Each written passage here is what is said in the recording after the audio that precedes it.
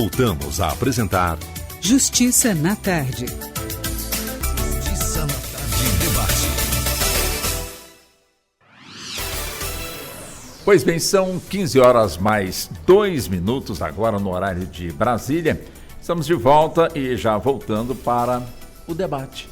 O debate que hoje nós vamos estar abordando está relacionado, portanto, com o trânsito. Ou seja, é evidente que estamos puxando este assunto para reforçar as campanhas institucionais que toda a época do ano, períodos de carnaval, se chamam bastante aí a atenção para que o motorista faça a sua parte. Ou seja, dirija bem para ir e voltar e não ficar no meio do caminho e por conta de acidentes que infelizmente são registrados e vidas são ceifadas. Não só no período de carnaval, como também ao longo, portanto, aí dos 12 meses do ano. Mas especificamente nesse período de carnaval, nós convidamos aqui, portanto, especialistas neste assunto, até mesmo para tentar também dar a nossa contribuição para que possamos ter um trânsito mais humanizado aqui no nosso país. Muita coisa tem sido feita. Às vezes as pessoas não percebem, mas é de grão em grão, de gota em gota, a conscientização do motorista vai sendo, portanto, aí alcançada no sentido de que ele tem também a sua responsabilidade para que possamos ter um trânsito mais seguro. Não só as autoridades que constantemente fazem, portanto, adotam, portanto, essas medidas. Então vamos nós, você que está nos acompanhando pela 104,7 FM, também pode nos acompanhar pelo canal da Rádio Justiça no YouTube. Na telinha você também pode nos acompanhar, como também no canal 1.3 da TV aberta da Rádio Justiça. Você também pode acompanhar aqui o nosso debate, inclusive interagir, encaminhando sua mensagem de texto ou então de voz aqui para o WhatsApp, que é o 61 99975 8140. Então vamos nós apresentar os nossos convidados. Dr. Geraldo Gutenberg é médico de tráfego, ele que representa a Associação Brasileira de Medicina de Tráfego e é o presidente da Associação Brasileira de Medicina de Tráfego, a seccional aqui da nossa capital federal, né, Dr. Gutenberg, meu conterrâneo de Anápolis, seja muito bem-vindo aqui ao nosso debate, muito obrigado mais uma vez por aceitar o nosso convite. Obrigado a você. Muito obrigado, seja muito bem-vindo.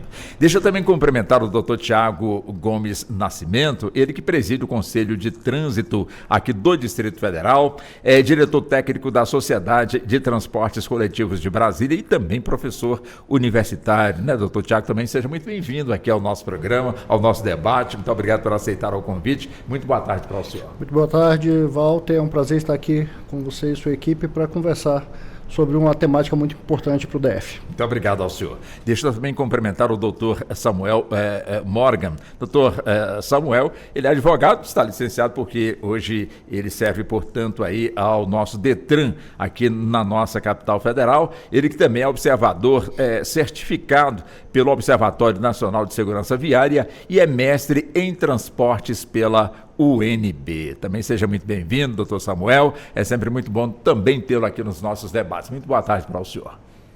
Boa tarde, Walter. Boa tarde, doutor Geraldo. Boa tarde, doutor Tiago. Um prazer enorme estar aqui novamente e mais uma vez podemos compartilhar saudavelmente aqui um debate, nossas informações, nosso conhecimento com os ouvintes e com vocês. Muito obrigado ao senhor.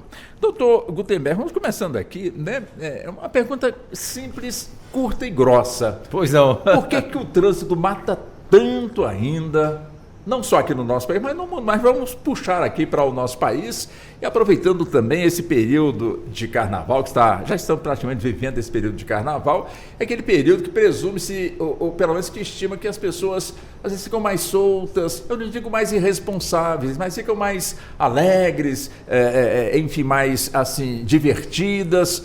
Mas, infelizmente, quando encerra esse período e vamos, portanto, ali buscar as estatísticas, a gente verifica ali realmente uma tragédia. Quer dizer, por que o trânsito mata tanto ainda, com tantas informações disponíveis para todos nós que somos motoristas? Walter,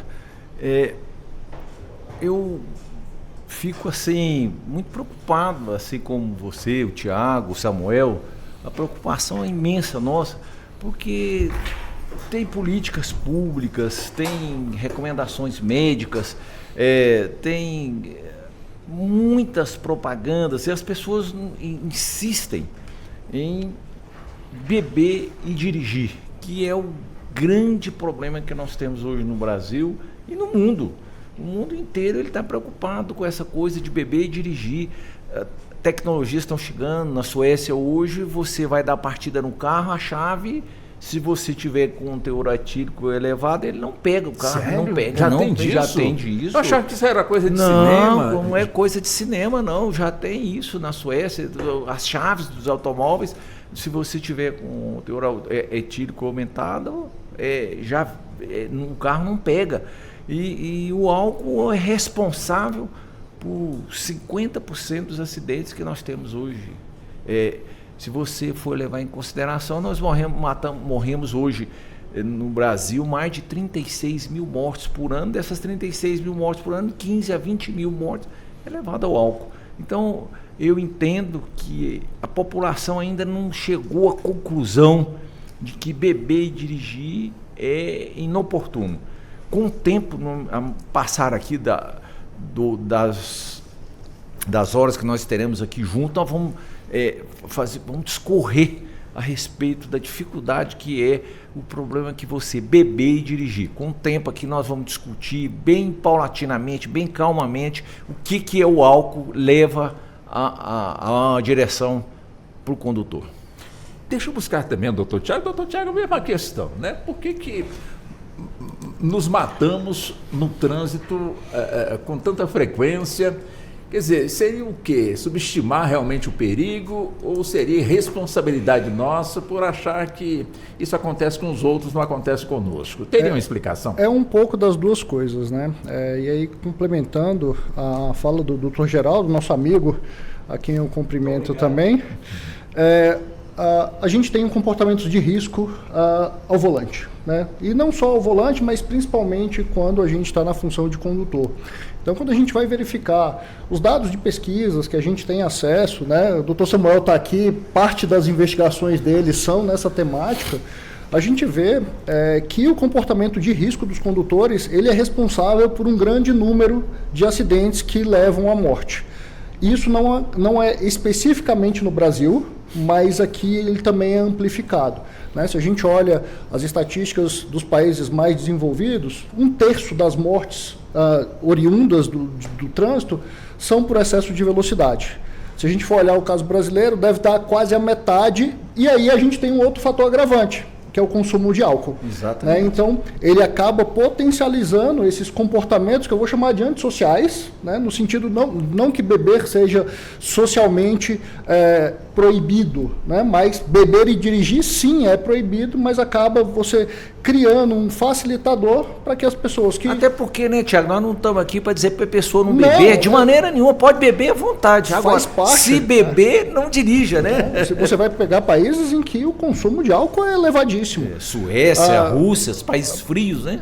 E aí, assim, ainda assim, você tem uma vedação muito grande. Aqui a gente tem esses comportamentos dos condutores que são ainda comportamentos de risco e acabam fazendo com que a gente tenha um aumento muito grande.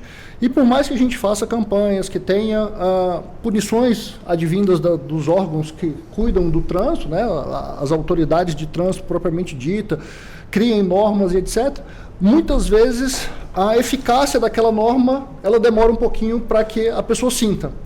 Isso começou a mudar quando a gente teve o endurecimento da questão da alcoolemia, né, do beber e dirigir, e agora as pessoas começam a sentir, só que os efeitos no comportamento eles ainda estão tímidos, né? Ou seja, e por que isso acontece?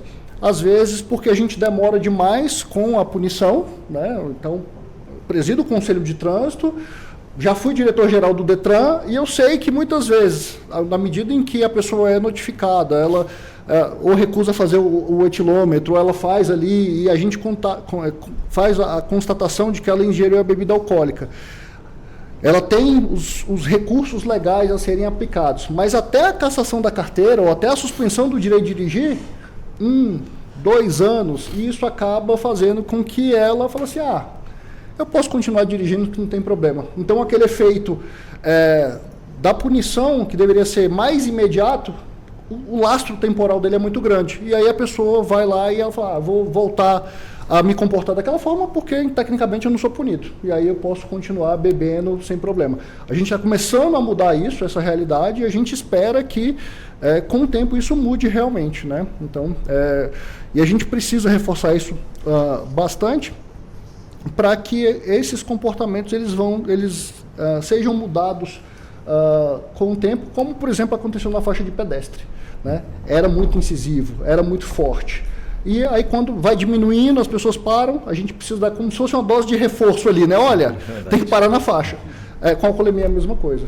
O Samuel vai poder falar um pouquinho mais, mas as operações são diárias, né? Todos os dias, de manhã, à tarde, à noite, elas se intensificam no final de semana, só que muitas vezes a quantidade de pessoas que é flagrada numa blitz, né, da Polícia Militar, do Departamento de Trânsito, do DR, para que ela tenha a sensação de que realmente ela foi punida, não só pecuniariamente, mas com o seu direito de dirigir suspenso, às vezes o lapso temporal é um pouquinho grande. E aí ela não sente ainda que aquilo é contra ela. Então ela continua o comportamento de risco.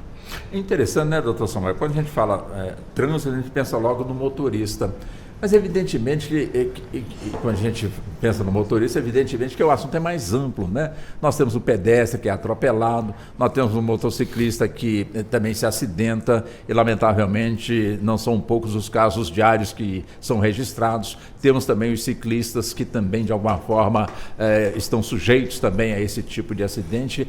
Afinal, né, o nosso tempo, será que vamos chegar num ponto que ele vai ser mais humanizado, vai ser mais responsável? Vamos ter menos acidentes e evidentemente também com menos vítimas também dessa situação, doutor Samuel? A gente espera que a gente chegue lá, né? Trabalhando para isso, né? Os caminhos, eles estão aí, né? E a gente tenha consciência de o que precisa ser feito. Embora a gente percebe que estamos caminhando na direção contrária. O que eu quero dizer? Quando a gente fala em sinistro de trânsito, a gente elenca aí principalmente o fator veicular, né? O veículo que atinge uma pessoa, um ciclista e causa esse sinistro. Então, quanto mais veículos tivermos na rua, maior a chance de termos um sinistro de trânsito, né? A probabilidade. A partir do momento que a gente tenta inverter essa lógica de menos veículos circulando, a gente tem uma probabilidade que ela começa a cair. Não sei se os senhores concordam comigo. O que eu quero dizer? Por que não investimos no transporte coletivo? Por que não tentarmos investir no transporte ativo, que exige uma mobilidade planejada, exige uma infraestrutura que vai levar os governantes, né, os gestores do trânsito a saírem daquela mesmice, mas de certa forma a gente sabe que ainda predomina na nossa sociedade a cultura automobilística, onde o veículo é visto como um status, como sinal de poder e ainda como um sinal de liberdade, que de fato é. Quem não quer pegar o seu próprio carro e se deslocar até o seu trabalho com o conforto que o carro oferece, escutando a sua própria música. Ainda temos esse romantismo voltado ao carro propriamente dito. Quando a gente começar a tentar inverter, e aí eu já parto para uma lógica que vem sendo adotada pelo mundo inteiro, principalmente os países nórdicos, como foi colocado aqui, mas não só lá, onde a indústria automobilística não tem tanta essa força, a gente começa a perceber que numa lógica de visão zero, sistemas seguros, que é bem tratado aí no meio do transportes, acredito que a maioria das pessoas possa ter conhecimento, depois a gente pode falar um pouquinho mais, a gente percebe que a responsabilidade ela é compartilhada. A gente fica falando muito ali no condutor, mas se a gente começar a levar essa cultura de menos veículos circulando, essa cultura de que os gestores precisam tomar algumas atitudes para poder mudar o comportamento do condutor. Por exemplo, vou criar uma infraestrutura de ciclomobilidade, em que eu consiga permitir, induzir a pessoa a que ela vá de bicicleta ao invés dela ir com o próprio carro. eu vou aumentar, planejar, fazer uma pesquisa de origem e destino para saber a maioria da população, de onde ela se desloca, para onde ela vai.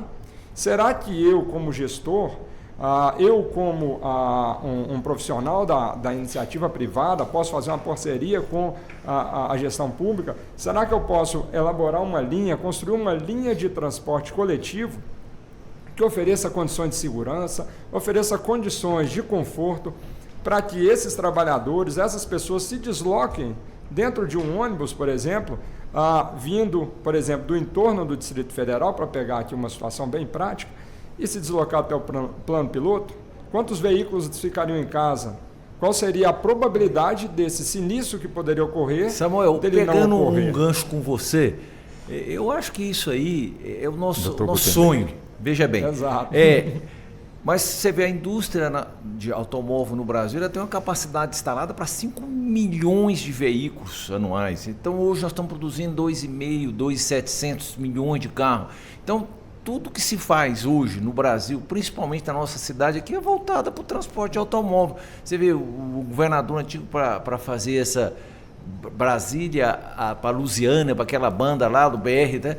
Ele fez, gastou parece que 17 bilhões, e ele poderia ter feito a linha de ferro que tem, porque transporte de massa, porque transporte de massa é metrô e trem de ferro, né? O senhor quer dizer, então, que o que o doutor Samuel está dizendo, diminuir a quantidade de veículos circulando e ofertar mais transporte coletivo, quer dizer, o doutor, essa colocação pode gerar, portanto, briga, entre aspas, assim, com o setor de o Samuel sabe disso, que é um lobby danado, né, Samuel? Sabe, a indústria automobilística, ela é muito forte. Você vê, ele citou que a indústria não é tão forte como... Você vê, na Europa fecharam 23 fábricas de plantas automobilísticas foram fechadas na Europa. 23. Deixa eu colocar também, o doutor Samuel, já volto para o senhor, o doutor Anderson Costa, também convidado, já está aqui também conosco, já chegou já há bastante tempo, também colocá-lo aqui no nosso debate, doutor Anderson, que é professor universitário de concursos, é advogado, criminalista,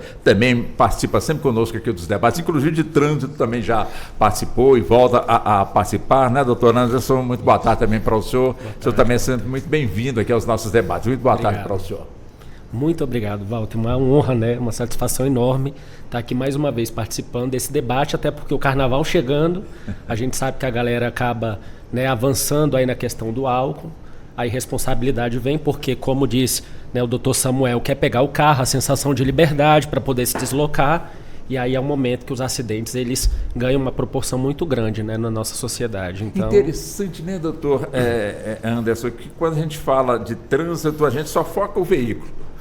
Nós não focamos na engenharia de trânsito. Exato. Nós não focamos, no caso, as sinalizações. Perfeito. Quer dizer, elas podem até estar, mas e as suas conservações? E além do mais, né, o motorista ele tem um hábito de se guiar também pelas sinalizações, ele tem esse hábito, de repente tem ali uma placa dizendo que ele tem que entrar naquela curva com a baixa velocidade, mas tem um mato que tampou. Né, ele não está vendo e de repente, ao invés na curva dele encontrar alguma situação difícil, tem um boi passando pela rodovia e não tem uma sinalização que tem animal na pista. Enfim, quer dizer, o nosso país em termos globais, né, onde se registra, e como já foi dito aqui, muitos acidentes, a gente foca muito aqui a bebida alcoólica, mas é importante também enxergar também esses outros fatores.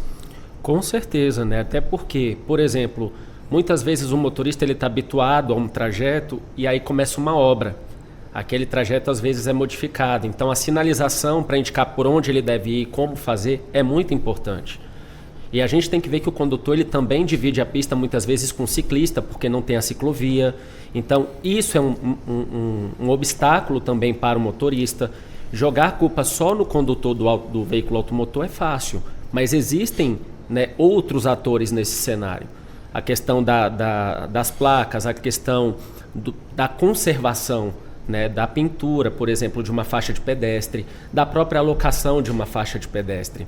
Esses dias ali transitando por Águas Claras mesmo, eu vi que existia um cruzamento, que existia uma faixa de pedestre para quem vinha, para quem entrava e para quem saía.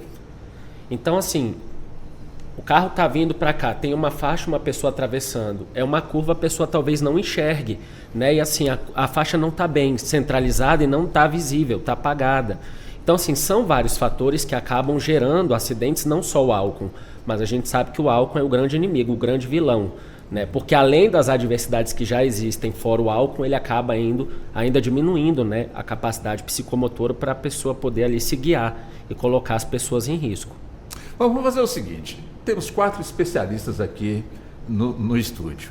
Eu sou o leigo na história, então vamos fazer o seguinte, vou deixar vocês conversarem entre si.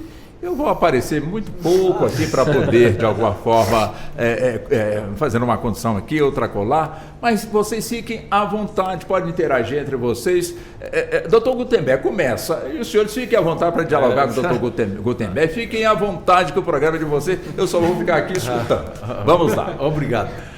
O Thiago, o Morgan e o Anderson, nós vamos passar uma boa parte do nosso dia hoje, da nossa tarde, debatendo sobre álcool e direção. Você não tenha dúvida disso, porque é o grande vilão.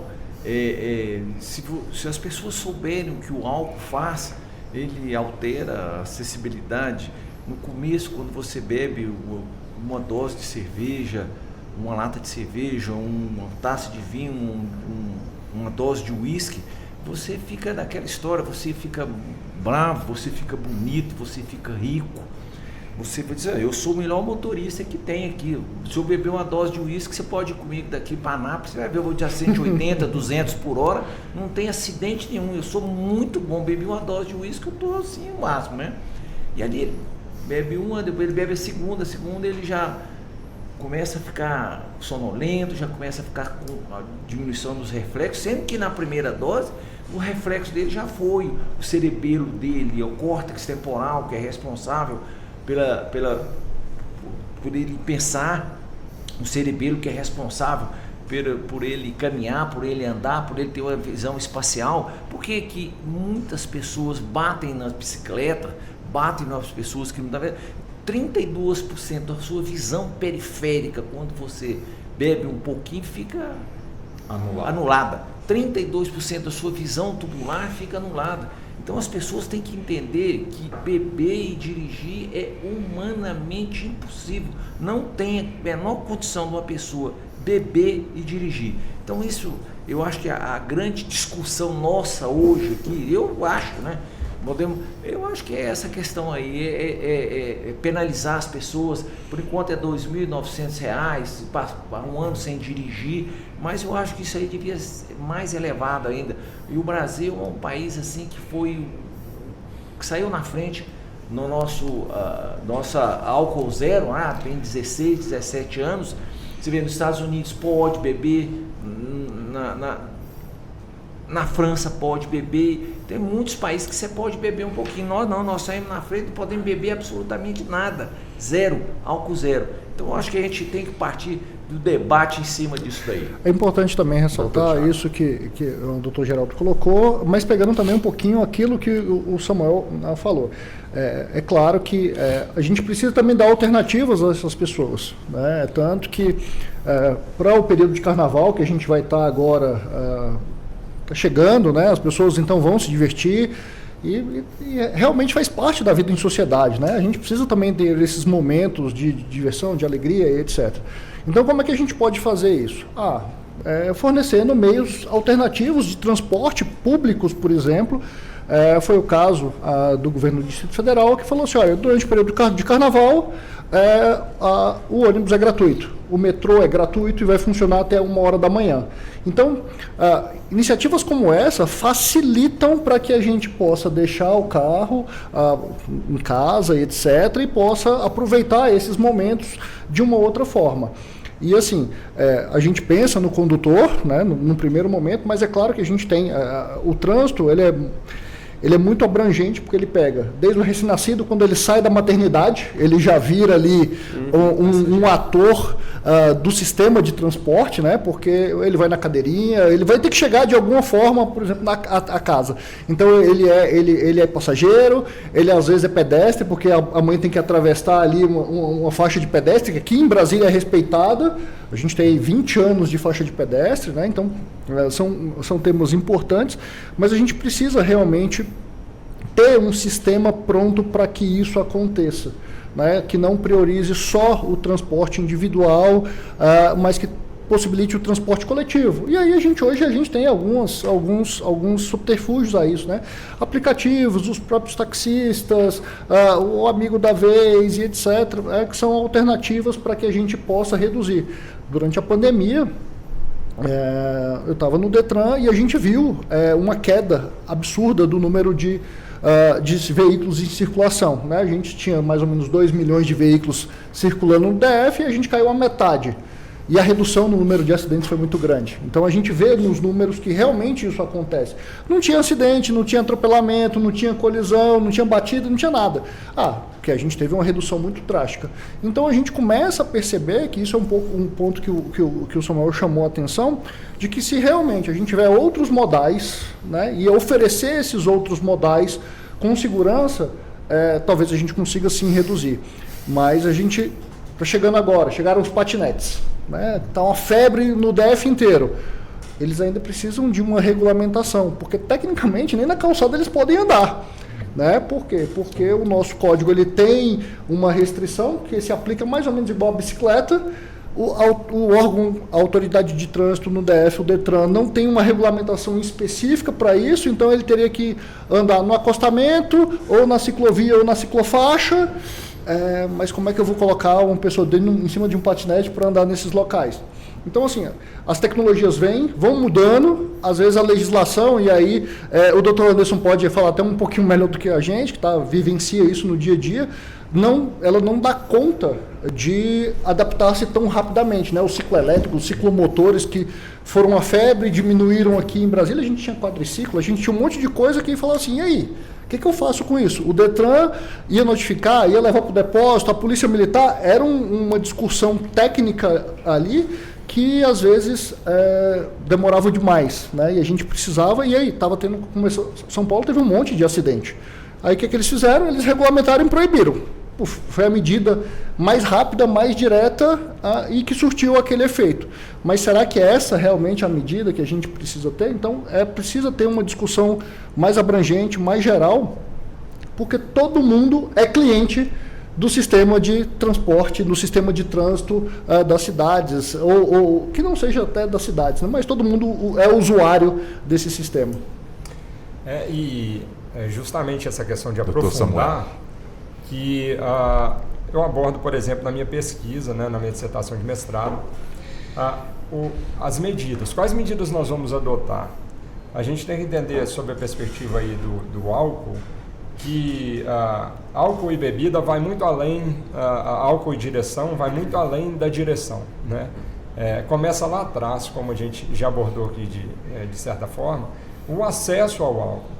Então, o álcool, ele, além de todas as implicações que ele traz para o organismo da pessoa, a gente percebe desdobramentos em termos de violência familiar, violência doméstica, desordem pública, criminalidade, e o trânsito está ali dentro dessa caixinha também, em que o álcool leva os seus efeitos. Então, para a gente adotar medidas que surtam efeito no trânsito, a gente tem que começar lá atrás. A gente tem, né, doutor Geraldo, que tratar primeiro o acesso ao álcool, né, o álcool na sociedade. Então, a nossa cultura aqui, como um país latino-americano, uma cultura que ela é mais permissiva, né, nós temos mais liberdade, nós temos acesso ao álcool mais fácil, nós não temos restrições quanto ao horário, temos uma legislação que proíbe que menores de 18 anos adquiram bebida alcoólica, mas sabemos que na prática isso não funciona. Quando a gente passa, então, para o trânsito, né, aquela bebida que ela está ali no cunho social, na nossa cultura enraizada como algo normal, tido como normal, pela maioria das pessoas, agora estamos falando do Brasil, né, no sentido amplo, a gente pega os interiores todos, a gente sabe como funciona. Então, a gente teria que começar a mudar primeiro aí, né? Como a gente atuar nessa frente primeiro, e aí entra, como o doutor Geraldo falou, o Ministério da Saúde, é multidisciplinar, né? Psicólogos, até chegar na parte específica do trânsito, de como coibir. Temos estados, por exemplo, nos Estados Unidos, que após a habilitação, né, o condutor com aquela primeira habilitação, ele só pode dirigir em determinado período. Não estamos nem falando do álcool, primeiramente. Ele só pode dirigir até 10 horas da noite. Então, no período noturno, ele não pode pegar o veículo e dirigir. Ele precisa de 2 anos de experiência para ele poder conduzir o veículo nesse determinado horário. O próprio processo de habilitação também é diferente. Ele exige mais dos condutores, mais consciência social. Aqui, então, em São Paulo nós temos uma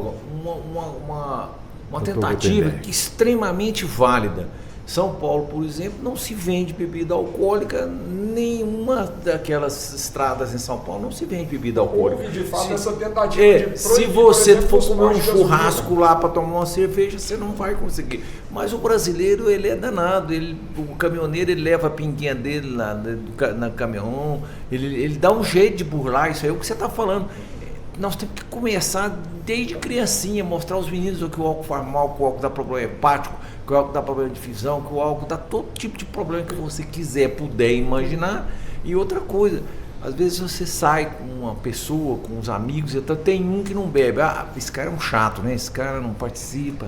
Esse cara é antissocial, né? Essa pressão social, ela faz parte da nossa cultura. Então, para a gente mudar isso, realmente exige. Esse exemplo, por exemplo, São Paulo, né? Que não podiam, né, tentaram proibir essa venda de bebida, o acesso fácil à bebida durante o trajeto dos motoristas. Ou seja, ele para num posto, ele tem um acesso liberado durante o seu trajeto, ali na sua circulação, ele tem um acesso fácil a uma loja de conveniência que vende a bebida alcoólica. Seria uma possível medida a ser adotada? Seria você proibir, evitando que aquele condutor ele tenha essa oportunidade de obter o álcool durante o período que ele está conduzindo o veículo.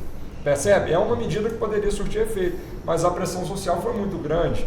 A pressão de donos de postos de gasolina e da própria sociedade em si, que ainda não percebe que para ela vai ser melhor. Ela quer ter um acesso ao álcool.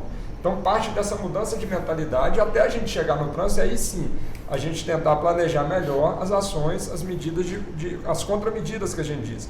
Na minha pesquisa, por exemplo, eu apuro que, por exemplo, a sensação de euforia, a sensação de liberdade, como o senhor ia dizendo, doutor, a praticidade de você pegar o seu próprio veículo, não depender de outro, a questão econômica, por que não, que ao invés de ter que pegar um táxi e desgastar um dinheiro, embora a gasolina esteja cara também, mas tem um custo daquele aplicativo também, que ele vai ter que pegar para poder ir até a sua residência. Então são fatores que a gente percebe que são de cunho cultural, socioculturais aqui no país. Então que a gente tem que alavancar as nossas campanhas, as nossas práticas, em termos de conscientização e educação, voltadas, mais assertivas para esse ponto de mudança cultural. E aí não envolve só a questão do trânsito, como eu ia dizendo, né? Ela envolve questões que vão à parte. A partir do momento que você consegue combater, adotar medidas frente ao álcool propriamente dito, vamos perceber que a criminalidade pode ter uma redução, vamos perceber que a violência doméstica vai ter uma redução,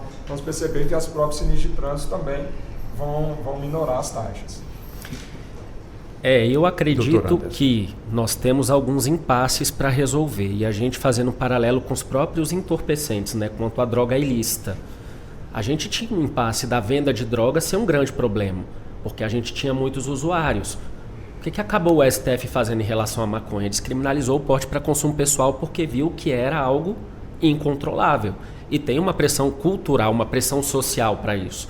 Eu acredito que, por exemplo, não vamos permitir que tal ponto venda bebida alcoólica nesse trajeto dos motoristas. Mas às vezes o motorista ele não quer comprar para beber ali, ele quer comprar para levar para um lugar próximo onde ele vai confraternizar. As pessoas que moram naquela região, elas vão ser penalizadas também, porque quem dirige por ali não pode comprar.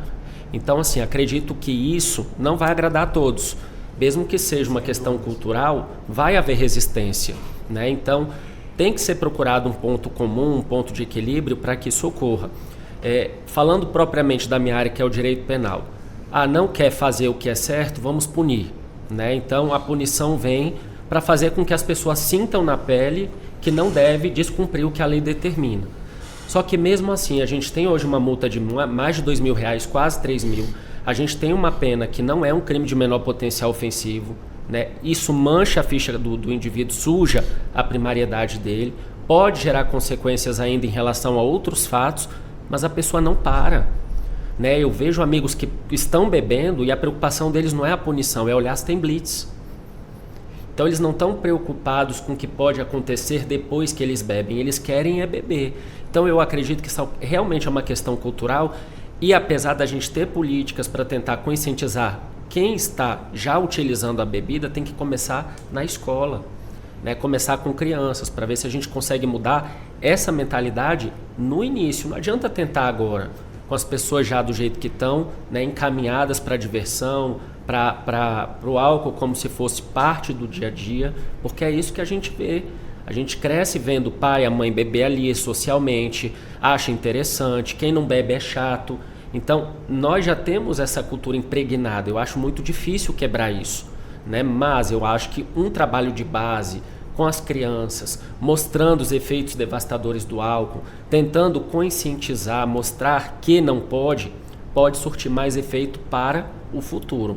Eu acredito que para agora, infelizmente, é endurecer punições, né? Porque mal ou bem, eu acredito que a punição da lei ainda é branda para esse tipo de conduta, né? Tanto é que a pessoa, mesmo presa em flagrante, ela paga a fiança na delegacia, ela sai, ela não passa nem por uma audiência de custódia, ela não fica presa. Se ela tem dinheiro para pagar a fiança, ela sai no mesmo dia. Então, isso é uma forma de suavizar a conduta criminosa que a pessoa praticou.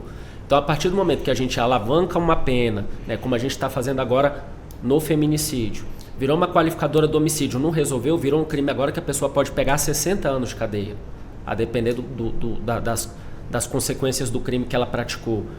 A questão da embriaguez ao volante tem que ser tratada da mesma forma. Eu acredito que penalizando e aumentando a penalidade, não só a multa, mas a penalidade, porque a multa a pessoa recebe, quem garante que ela vai pagar? Nada impede que ela continue a circular sem pagar a multa, mas agora, a questão da pena, ela é mais... O Tiago foi muito cirúrgico num aspecto. Doutor Gutenberg. Você tem que dar opção para as pessoas. O cara não pode ficar dentro de casa porque ele bebeu e dirigiu. Ele tem que ter opção.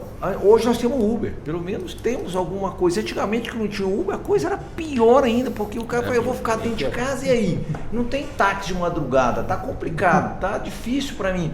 E eu não vou ficar em casa, eu sou um animal social. Eu gosto de sair, eu gosto de ir para os botecos, eu gosto de conversar com os amigos, eu gosto de encontrar. Então isso, o Tiago foi bem cirúrgico nesse aspecto aqui. Você vê, o governador sensibilizado por isso já botou metrô de graça, botou ônibus de graça agora no carnaval. Estendeu o prazo, né? Os ônibus rodam até meia-noite, o metrô até 1h da manhã para poder... E o carnaval está previsto para acabar às 10 horas, se eu não me engano, né? 22, os blocos 23, parece que são até 22 horas. Isso. Exatamente. Então, essa condição é importante. Você vê, tem países que estão tomando providências, por exemplo, na Suécia, é um exemplo, né? Eles têm 10 milhões de habitantes, 1 milhão de habitantes é alcoólatra. Então, o que eles estão fazendo? Eles pegaram as estradas e fizeram o seguinte, você não tem mais nenhuma dificuldade na estrada, nada de cimento, barreira de aço, tudo é de plástico. O carro bate, sai da estrada, até os postes? Tudo, não tem nada na beira da estrada que seja obstáculo. Nada, obstáculo nenhum obstáculo. Se bater, não vai ter consequência trágica. Agora, vem outra preocupação, porque o pessoal está bebendo e quer suicidar, quer morrer, eles querem morrer, porque são alcoólatras, né? Esse aqui é o problema.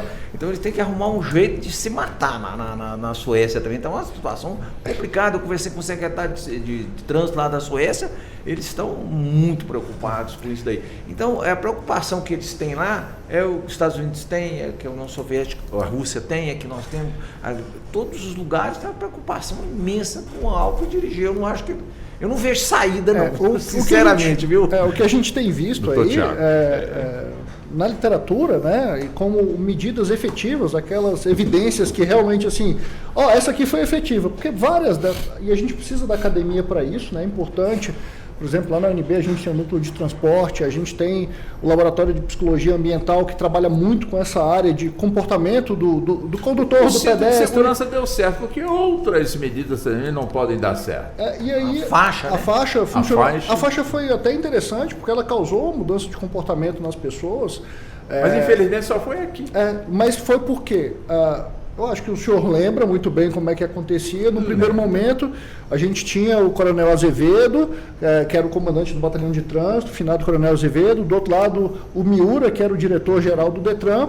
E como é que funcionou? Eles mapearam as faixas de pedestre da Asa Sul e da Asa Norte, e tinha um policial militar, um agente de trânsito e um militar do Corpo de Bombeiros em cada faixa de pedestre. Num primeiro momento, era só de orientação. Então, eles orientavam, paravam, apitavam, e eles colocavam em cima de um tablado, para realmente a pessoa identificar que ali estava mudando. O segundo momento, a psicologia falou assim, a gente causou uma dissonância cognitiva. Foi na punição mesmo, na multa. A pessoa foi multada uma vez, a segunda vez, a terceira vez, na quarta vez ela sonhava com a faixa, ela já parava do sonho, e aí ela começou a parar. E aí, é claro que aí a própria dinâmica da cidade entendeu aquilo ali, e aí o controle passou a ser feito pelas próprias pessoas. Primeiro com um sinal de mão, e daqui a pouco até com um condutor que avisa o outro que está parando na faixa de pedestre. Ou liga o pisca-alerta, ou coloca a mão para fora. É claro que a gente precisa de campanhas para reafirmar isso daí, né? Porque às vezes o comportamento ele começa a cair, a gente precisa de dar uma dose de reforço ali para ele voltar um pouquinho. E a gente já citou isso aqui, acho que foi o doutor Geraldo que citou, o Samuel também. Nos Estados Unidos, como é que se evita que pessoas dirijam? E aí é a evidência mais robusta que a gente tem na literatura. Os carros em alguns estados já saem de fábrica que se a pessoa... E é um sensor que é basicamente o que a gente utiliza no departamento de trânsito, na polícia militar, na polícia rodoviária, que é aquele etilômetro de presença, né? Então ele capta... São sensores. Os sensores, eles captam... O carro não dá partida, né? E aí o carro não liga. E o carro não vai ligar e ele não vai sair. É claro que é uma lei estadual nos Estados Unidos, é um pouquinho diferente daqui. A competência é o estado que tem. Aqui a gente teria que depender do Congresso Nacional para fazer uma mudança geral, mas isso tem reduzido, sim, a mortes no trânsito associada ao consumo de álcool e à direção. Né? Então, é uma ferramenta importante e a gente tem que olhar lá fora, ver como é que isso funciona, verificar se é possível também adaptar aqui no Brasil, porque às vezes tem uma iniciativa lá fora que é muito boa, só que ela não é adaptável ao nosso contexto cultural, ao nosso cenário, como é que funciona. A gente, por exemplo, doutor Geraldo, o senhor conhece melhor do que eu, se a gente for para o interior do Brasil, às vezes eu viajo muito de carro, a gente gosta, né? Meu falecido sogro era aquela pessoa que gostava de pegar a estrada, então eu ia muito com ele nas viagens, e aí a gente ia para o Nordeste, para o Sul e etc. Você vai passando naquelas cidadezinhas do interior, principalmente do Nordeste, ou do Centro-Oeste, do Sudeste aqui, as pessoas andam de motocicleta sem capacete. E não é uma pessoa só. É o pai, a mãe, 2 filhos e todo mundo sem capacete. Isso causa a morte. Recentemente estive na audiência de custódia, Doutor Geraldo. Audiência de custódia, audiência pública, perdão. E as autoescolas muito preocupadas, principalmente no Nordeste, porque não tem efetivo policial lá para fiscalizar. Então ninguém estava tirando a CNH, ninguém. Nem motorista, nem mototaxista, ninguém, porque não tem efetivo para fiscalizar. Então, naquele interior da Paraíba, do Maranhão, de onde quer que seja, nesses rincões aí, ninguém tem CNH, porque não tem efetivo para ser fiscalizado. Então, todo mundo anda a bel prazer. Então, eu acho muito complicado nós vemos assim, a curto prazo ou a médio prazo, esse negócio do álcool aí. Tem que bater e ver, né, Samuel? O próprio, foi bom que o senhor tocou nesse ponto da fiscalização, a gente percebe que se tem uma medida que ela consegue dissuadir de alguma forma esse comportamento, é a fiscalização. A partir do momento que os condutores percebem que há blitz todo dia, que há um monitoramento por onde eles estão circulando, principalmente naqueles locais em que são tidos como boêmios da cidade, elas começam pelo menos a ter aquela pulga atrás da orelha, como a gente diz, né? Eu vou arriscar. Infelizmente hoje temos os aplicativos que eles informam onde as polícias estão. Tem multa para quem informa o outro que tem blitz na frente? Há uma previsão que tenta enquadrar como crime, né, doutor? Porém, ela ainda tem um debate nela. Não avançou. Não avançou. O que ocorre hoje de fato é isso, né? Que os usuários acessam a plataforma e inserem lá um alerta no local onde há a presença de um policial ou de um agente de trânsito. O que o órgão de trânsito, ciente disso, faz? Vai lá na mesma plataforma e retira esse alerta, entendeu? Então, está tentando se fazer, porque o aplicativo os gestores do aplicativo não dobraram, né, o braço, eles ainda permanecem, porque, claro, né, gera engajamento na plataforma deles, mas os órgãos de trânsito, pelo outro lado, entram no aplicativo e retiram aquele ou até inserem em outro local, de forma a induzir o comportamento do condutor. Então, à medida que tem surtido alguns efeitos, alguns condutores acham que eu não vou por aqui porque tem lá um alerta de polícia, mas na verdade foi a própria polícia que inseriu esse alerta para ele optar por outra rota e vai para a boca do lobo. E ele acaba caindo o quê? Na operação. É o que a gente fala, né? A nossa cultura, a gente está mais preocupado em olhar o aplicativo e ver onde vai ter a fiscalização, a lógica está reversa, do que de fato se engajar num comportamento seguro e se cair na operação, cair feliz. Né? Ainda bem que há fiscalização. Né? Salvou uma vida. Essa cultura, pode ser ali, na verdade, seja um sequestro acontecendo, como pode ser uma pessoa alcoolizada que, se não houvesse a operação, na próxima curva ela poderia causar um sinistro. Mas não temos essa cultura ainda. Né? Estamos avançando para ela. Doutor Anderson. É interessante isso que o doutor Samuel trouxe, da criminalização de avisar o outro que tem blitz. Né? A gente tem dispositivo no Código Penal, no artigo 265, que é atentar contra o funcionamento, né, contra a função do próprio Detran de fazer essa fiscalização, só que não vai para frente. A gente não vê as pessoas sendo indiciadas por isso, né, porque a prática social acabou tornando isso como algo lícito.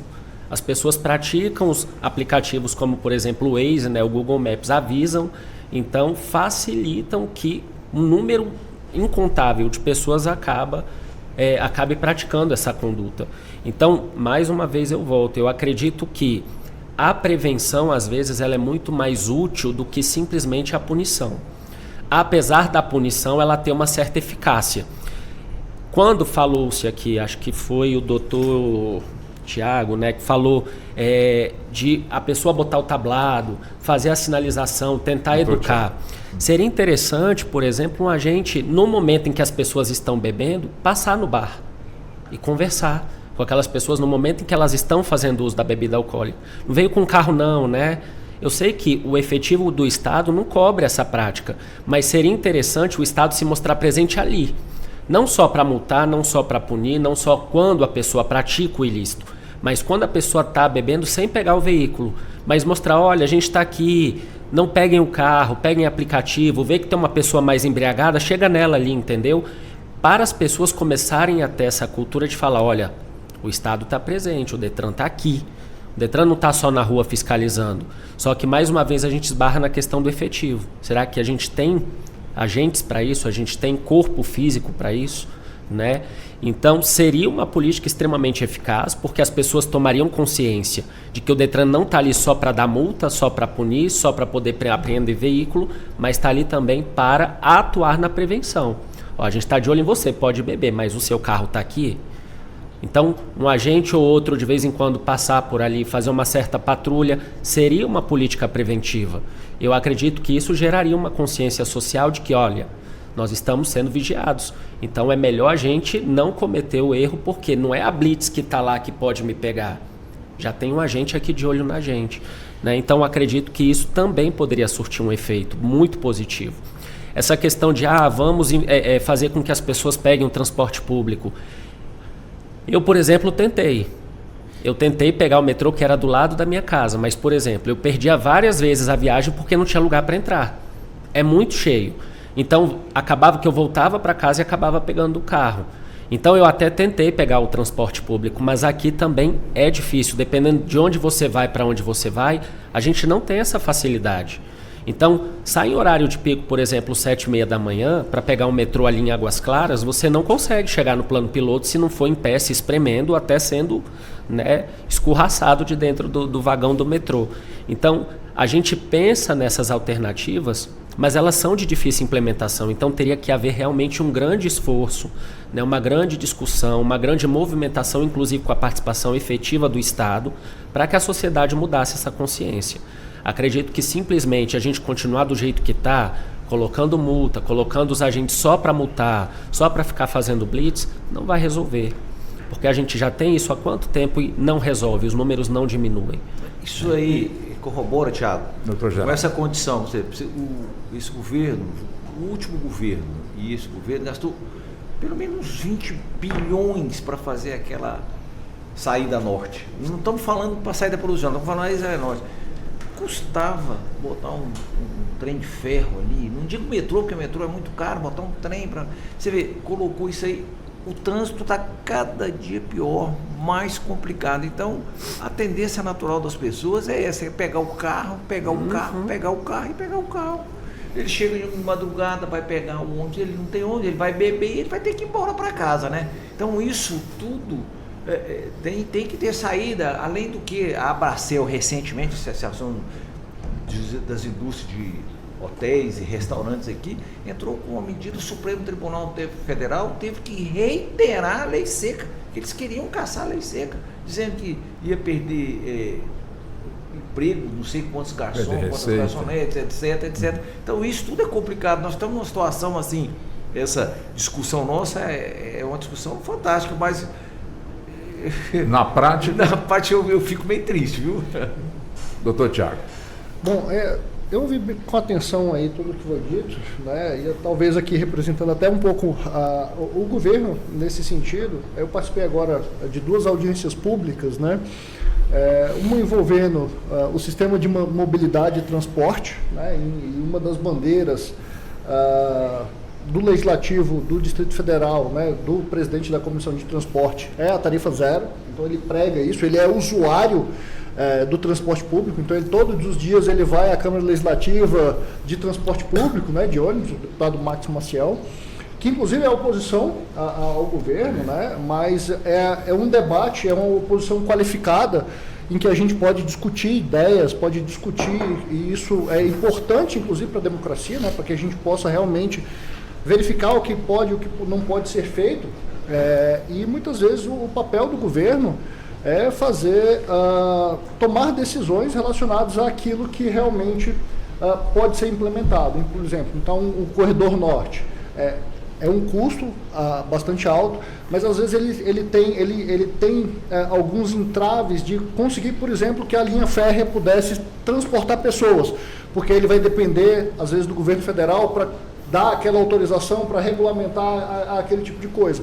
A expansão do metrô. A expansão do metrô é caríssima, né? Então a gente agora foi anunciado pelo metrô que eles vão comprar 15 novos carros para tentar reduzir aquilo que o Dr. Anderson colocou. Olha, se eu pegar o horário de pico, é lotado. Ok, o horário de pico é lotado no mundo inteiro, mas eu preciso garantir que aquelas pessoas consigam utilizar aquele transporte. O nosso metrô ele tem uma limitação. Ele sai da Ceilândia ou da Samambaia e chega até a rodoviária do Plano Piloto. A gente tem a Universidade de Brasília ali no final, no início da Asa Norte, a gente tem um centro universitário importante, o CEUB, no meio da Asa Norte, na parte de cima, só que a gente não chega.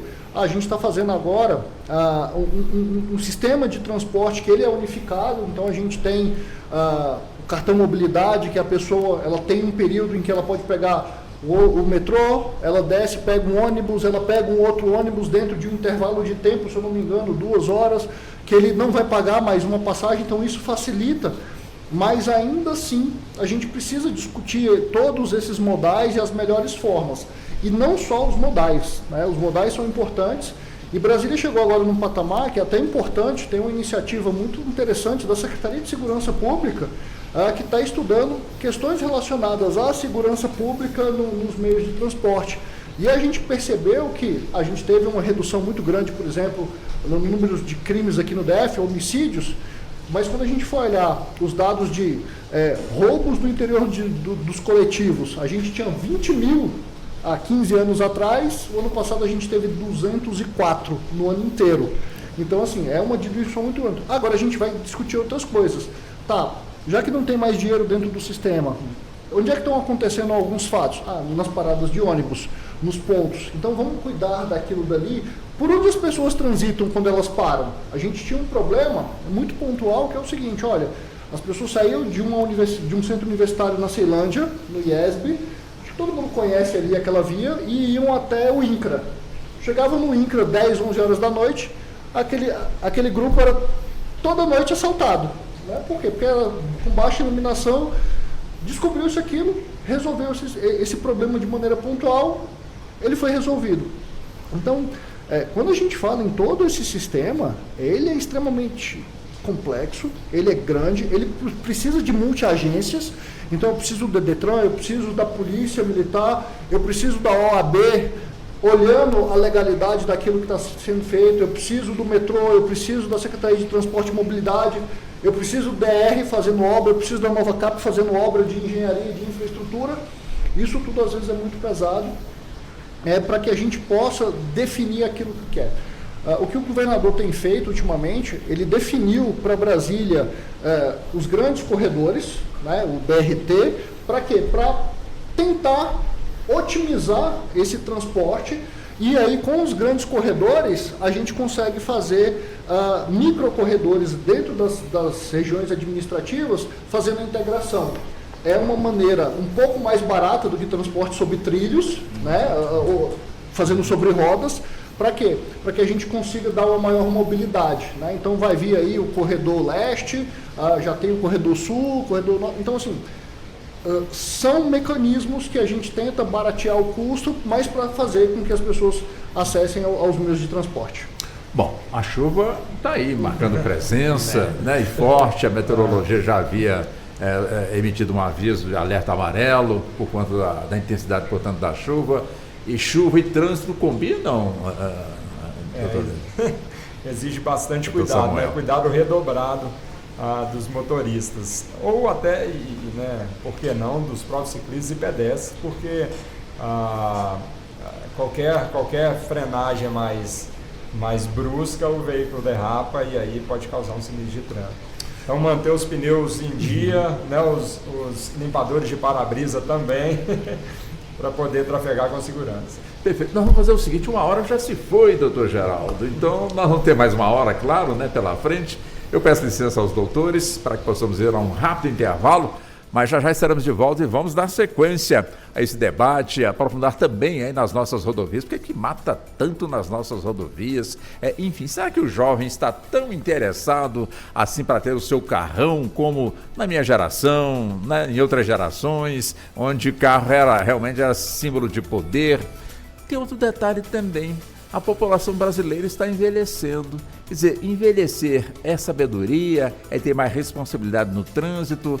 E a saúde? Assuntos que nós vamos abordar daqui a pouquinho dentro do debate no Justiça na Tarde. Até já. Você está ouvindo Justiça na Tarde.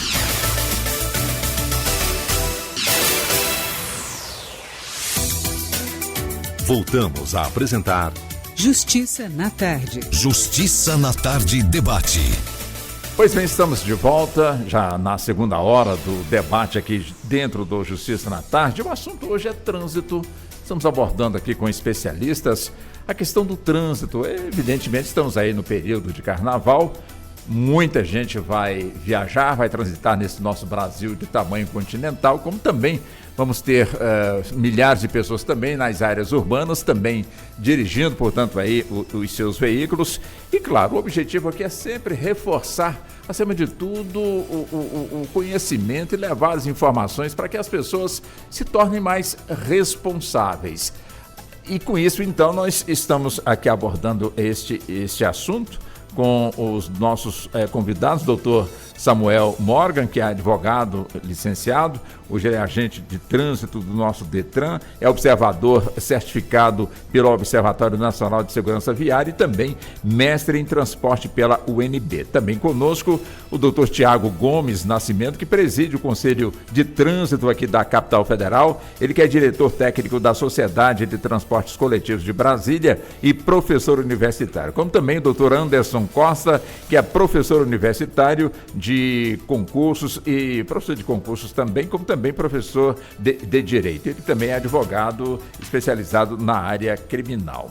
E nós voltamos aqui, Dr. Geraldo Gutenberg, que também é médico de tráfego, é representante da nossa Associação Brasileira de Medicina de Tráfego e presidente da Associação Brasileira de Medicina de Tráfego, a seccional aqui da nossa capital federal. Enfim, são tantos os assuntos, né, doutor Gutenberg, para a gente abordar. Eu gostaria de avançar um pouquinho justamente neste ponto, né? Ou seja, a população brasileira está envelhecendo e, evidentemente, nós estamos tendo também uma juventude vindo que é praticamente diferente de outras juventudes por conta, hoje, das tecnologias que tem à sua disposição, até mesmo a facilidade que tem para poder se movimentar numa cidade que ainda tem um trânsito muito intenso, então ela pede um Uber, pede um outro veículo e não tem mais aquela... aquela vontade de ter o seu carro próprio. Vou completar 18 anos e para ter o meu próprio carro. Afinal de contas, idade conta em relação a que o motorista de alguma forma tem os seus reflexos mais apurados, mais atentos, quer dizer, mais responsabilidade também. Quer dizer, a idade de alguma forma conta, doutor Gutenberg? Walter, a Associação Brasileira de Medicina de Tráfego, ela tem batido muito no aspecto do exame de aptidão física e mental, muito mesmo, sabe? Nós temos treinado os colegas mais jovens que estão vindo aí para fazer um exame mais acurado, para procurar ver as dificuldades que esses novos condutores têm. Então, você vê, de 18 anos até os 50 anos, são 10 anos de CNH que você não precisa renovar a sua carteira de motorista. De 50 anos até os 70 anos são 5 anos. E de 70 para diante são 3 anos. Então, tem muita dificuldade. O Código de Trânsito Brasileiro, ele não diz aqui até a idade que o paciente pode dirigir. O máximo. Então, o máximo, ele não tem. É de acordo com o perito, é de acordo conosco. Nós, médicos, é que decidimos a hora que ele deve parar de dirigir ou... Ele pode parar de dirigir com 18, 19, 20 anos, vai depender do nosso exame, tá? Então, esses pacientes que têm aí até 45, 50 anos de idade, 49, nós temos muitas, na parte da medicina, oftalmologia, sabe? A gente tem feito os exames bem sofisticados e temos tentado ver esse paciente, se ele enxerga. Nós temos tentado ver esse paciente que ele tem diabetes, o paciente que às vezes tem esquizofrenia, às vezes tem epilepsia. Então a gente tem batido muito, o exame tem tido, olha, nosso exame melhorou muito, mas muito mesmo. O paciente até 70 anos, ele tem uma viabilidade boa, ele está bem de saúde, ele tem os reflexos acurados. E o paciente acima de 70 anos é a nossa grande preocupação, porque a gente fica numa condição meio complicada, porque você pega paciente aí de 75, 80 anos, que eles estão nos estertores para dirigir, mas doutor, se eu tirar o meu carro, é o meu fim, o carro eu uso para ir para a feira, eu uso para ir no médico, eu uso para ir no mercado, eu só estou aqui pertinho. E às vezes você vê pacientes que têm doença de Parkinson, pacientes que têm tremores, pacientes que estão com uma dificuldade cognitiva, eles não sabem. Às vezes tem paciente que chega lá conosco, você vai conversar com ele, onde é que você mora? Ah, não, eu posso perguntar para minha mulher, que remédio que o senhor toma? Ah, eu não estou sabendo o meu remédio que eu estou tomando. Então nós temos batido muito isso daí, porque o carro é uma arma, você não pode entregar o carro a uma pessoa que não tem a menor condição de dirigir. E as pessoas estão adoecendo, estão vivendo mais por causa da medicina preventiva. Hoje o brasileiro vive mais de 74 anos, o homem e a mulher 80 anos. Então, para nós que trabalhamos no dia a dia de exame de aptidão física e mental, a responsabilidade é muito grande, muito grande. Os jovens hoje, a maioria das pessoas hoje fazem uso de antidepressivos, de ansiolíticos, fazem uso de benzodiazepínicos que causa sono, causa dificuldade para dirigir. Então a população está muito pressionada. Você pega jovens com um bom raldo, que um excesso de trabalho, trabalha 18, 19, 20 horas. Isso tudo é motivo de preocupação para nós, porque se entregar o carro para uma pessoa que não tem condição de dirigir, é uma preocupação nossa com o meio de tráfego. Nós estamos muito preocupados com isso. Tempo desse eu atendi um senhorzinho, apertei o exame dele, e ele saiu com uma pérola para mim. Doutor, o senhor não preocupa comigo, o velho não causa acidente, o senhor tem que preocupar com o jovem que bebe, que toma remédio, que dirige depressa demais. Então o velho ele não causa acidente. Mulher é a mesma coisa, elas diminuem muito, elas são muito cuidadosas, a velocidade da via. Você pode olhar, a maioria das blitz, o Morgan está aí, é testemunha, o Thiago é testemunha disso, a maioria das pessoas que são pegos em blitz são do sexo masculino. A maioria das mortes são de jovens até 29 anos que morrem em acidente de trânsito. Você vê poucas mulheres envolvidas. Então a consciência que a gente tem que dar ao homem, a mulher já tem. Principalmente álcool e direção. Você não vê mulher bebendo e dirigindo. Raramente você vê acontecer isso. E as pessoas estão ficando velhos. Isso é um motivo de preocupação muito grande para nós, como médicos, para dar a essa pessoa uma carteira nacional de habilitação para ela dirigir. Se me permite só um gancho. Pois não, doutor. Fique à vontade. Justamente nesse ponto o doutor Geraldo disse, né, a situação que aconteceu numa operação que a gente estava fazendo do Detran, que é um caso corriqueiro, né? Vou contar aqui, mas é um caso que acontece com grande frequência. Um casal parou na blitz e aí foi solicitado, né, o condutor do sexo masculino para poder realizar o teste do etilômetro. E ele, naquele momento, admitiu que tinha ingerido bebida alcoólica, então que ele não iria fazer o teste, ele se recusou. E aí foi explicado a ele o procedimento, que ele poderia solicitar um condutor habilitado para retirar o veículo do local. Enfim, foi passado a ele todo o regramento referente a isso, ao que ele, para surpresa de todos, não ali para os agentes que já estão no dia a dia, ele apresentou como condutor habilitado para retirar o veículo do local quem?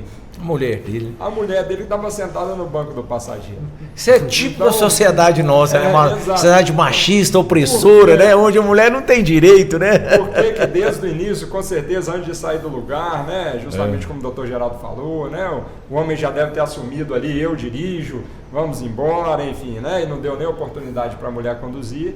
E aí, no momento que aí ele precisou, quem estava lá para salvar, de certa forma, né, a situação, para remediar, era a esposa dele que estava sentada no passageiro, não tinha ingerido bebida alcoólica, fez o teste, foi aprovada e levaram o veículo do local. Mas é raro, né, como diz o meme, né, é raro, mas acontece muito. Mas né? Aí, e aí o que vai acontecer? A carteira dele vai ser suspensa e ela vai virar Uber dele durante um ano, né? Bom, antes de passar a pergunta aqui para o doutor Thiago, eu faço a pergunta aqui ao doutor Anderson, até porque ele vai ter que nos deixar, né? Ele tem um compromisso, mas mesmo assim marcou a sua presença aqui nos nossos estúdios e a gente agradece muito a ele. Antigamente era comum da gente ouvir essa expressão, acho que o doutor Thiago já ouviu, o doutor Móvel também, o doutor Gutenberg: crime de asfalto não dá cadeia para ninguém, ou seja, a pessoa atropelou, causou um acidente, automaticamente, no máximo na delegacia, prestava ali os seus dados, registrava a ocorrência e ia embora, tranquilamente. Crime culposo, homicídio culposo no trânsito, não dá cadeia para ninguém. Hoje isso está mudado, não está, doutor Anderson? Em termos. Por quê? Nós temos hoje o simples fato de você estar, né, com a capacidade psicoativa alterada em razão da bebida alcoólica, que é o 306. Nós temos ali uma pena máxima de até 3 anos. Neste caso, o próprio delegado arbitra a fiança. Se a pessoa é presa em flagrante, arbitra a fiança, sai da delegacia e, mesmo que venha futuramente a ter alguma implicação criminal, hoje a lei ela traz alguns benefícios, como, por exemplo, o acordo de não persecução penal. Né? Então, o Ministério Público faz um acordo, a pessoa não chega a ser denunciada. Então ela cumpre alguns compromissos ali com a sociedade, vamos assim dizer, mas implicação criminal não chega a dar. E isso se ela tiver sido pega pela primeira vez, né? Se ela for reincidente, se já tiver outros episódios, aí sim pode ser que aconteça. Agora, quando a gente fala em beber e atropelar, a gente precisa analisar o seguinte: a gente tem a lesão corporal no trânsito culposa e a gente tem o homicídio culposo. Quando envolve o álcool, a lesão corporal, se ela for leve, a implicação ainda continua sendo nada, né? Continua ainda sendo um crime de menor potencial ofensivo, ou seja, ele é regido pela Lei 9.099 E mesmo que a pessoa venha a ser condenada, ela tem ali a substituição da pena por restritiva de direitos.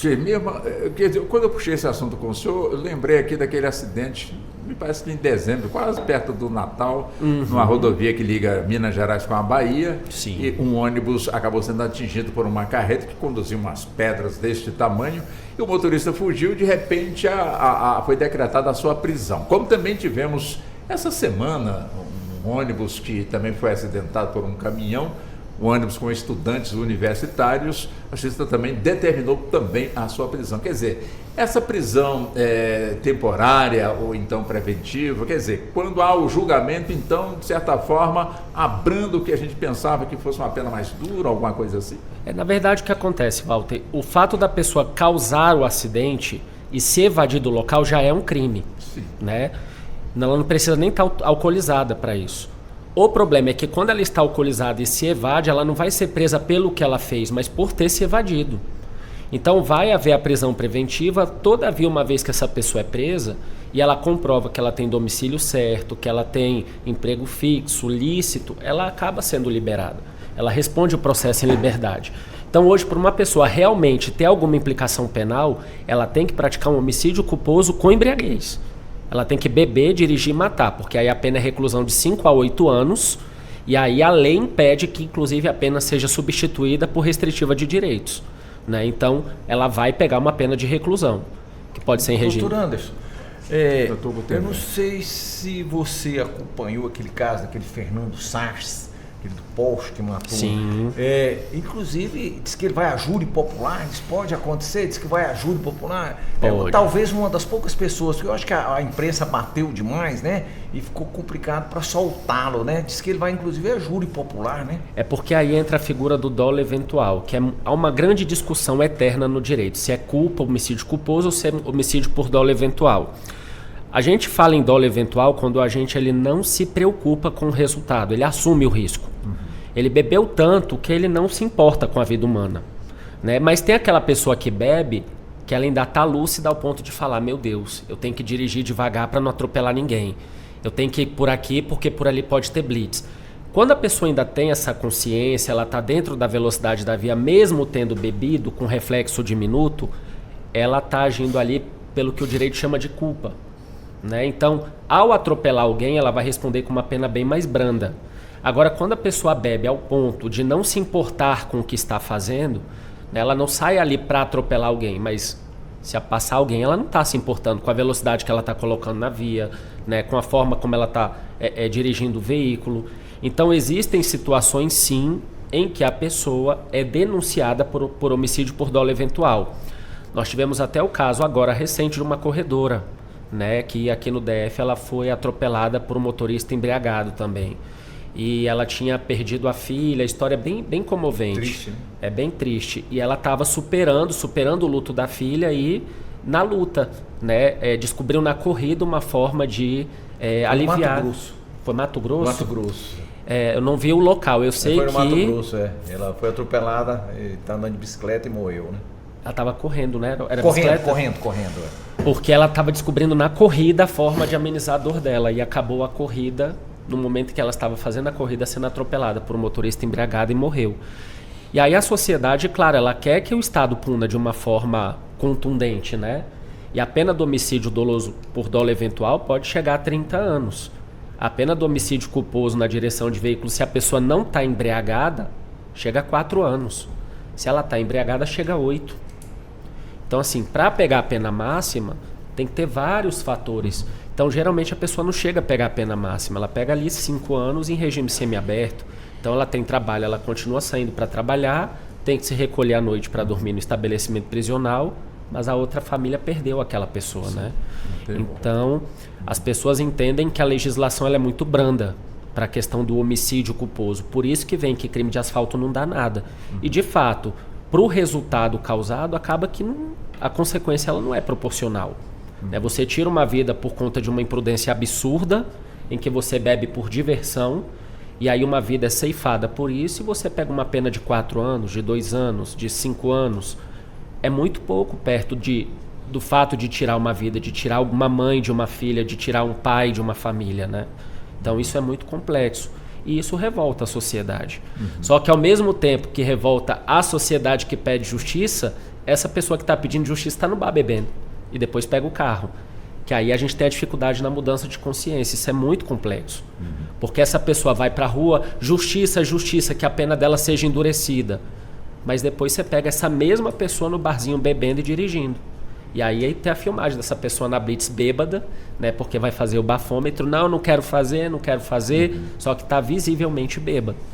Então é um trabalho muito complicado, muito complexo. Até nesse ponto justamente... Doutor Samuel.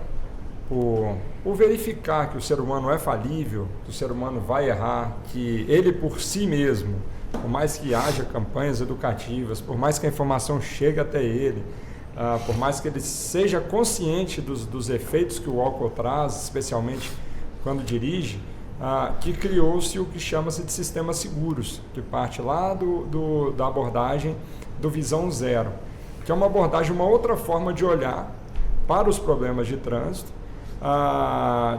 que tira ali do foco, né, justamente o ser humano como sendo único e exclusivamente o culpado por aquela situação. E aí passa a abordar sobre uma ótica de que, como esse ser humano vai errar, o que podemos fazer, veja, né, no plural, o que podemos fazer para evitar ou para minimizar o impacto, a gravidade do erro que ele vai cometer. O que eu estou dizendo? Por exemplo, quando a gente está falando do álcool, o proprietário de um restaurante, de uma área boêmia de uma cidade, ele é um ator importante, porque as pessoas vão até o seu restaurante, até o seu bar, para poder consumir a bebida alcoólica, certo? Então, o que ele pode oferecer ao seu cliente, à sociedade como um todo, em termos de uma medida que possa evitar, mitigar o impacto daquele consumo que está dentro do seu estabelecimento por aquela pessoa que possivelmente vai beber e depois vai dirigir. Será que ele pode, de alguma forma, fazer campanhas educativas dentro do seu estabelecimento? Será que ele pode abordar, como o Dr. Anderson colocou, ao invés de o Estado ir até o restaurante, fazer a campanha educativa lá dentro, os agentes fazerem, que devem fazer, e é super válida essa opção, e salvo engano até é feito, inclusive pelo Detran, porque no próprio estabelecimento, através de seus garçons, chegar na mesa, quem vai ser o motorista da rodada dessa vez? Ele mesmo trazer, o próprio estabelecimento trazer o assunto de uma forma, claro, né, cômica, que não vai afastar o seu cliente, mas que, por outro lado, vai trazer ali, vai evitar que, né, motoristas saiam do seu estabelecimento embriagados.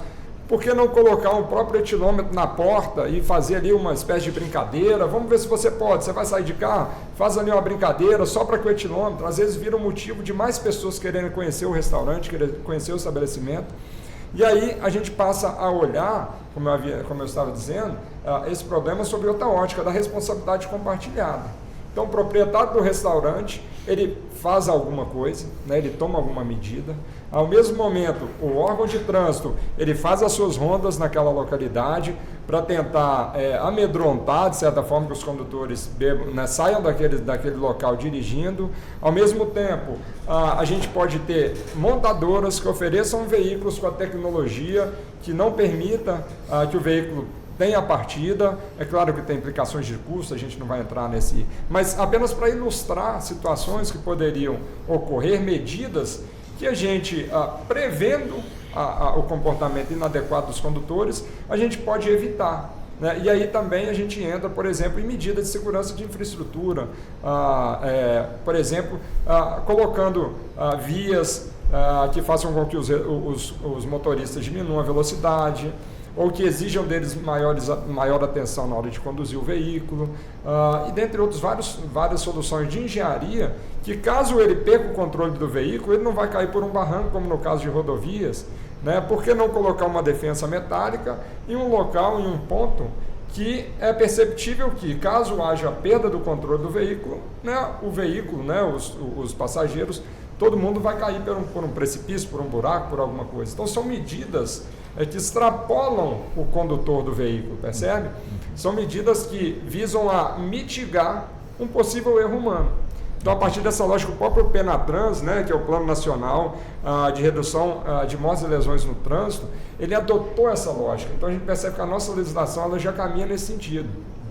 Agora, claro, né, como a gente vem colocando, que na prática é difícil disso acontecer. Como no caso da faixa de pedestre, exige um engajamento de vários setores, né? Foi vários entes da sociedade, né, do poder público, de fiscalização, inclusive da mídia, né, que abraçou a ideia, massificou, fez chegar, né, o conhecimento de todos qual era o projeto e como ele estava ocorrendo.